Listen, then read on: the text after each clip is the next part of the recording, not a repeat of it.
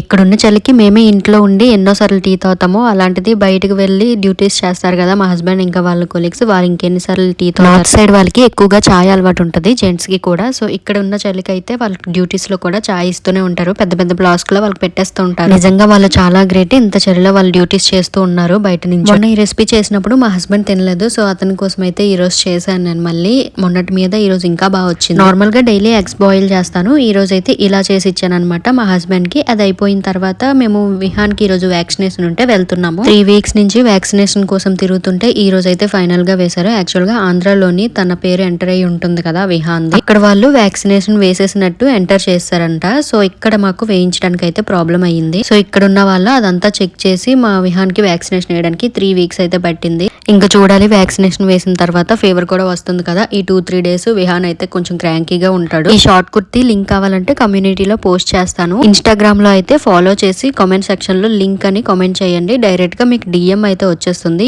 ఈ వీడియో నచ్చినట్టయితే లైక్ చేయండి, షేర్ చేయండి, సబ్స్క్రైబ్ మాత్రం చేసుకోండి.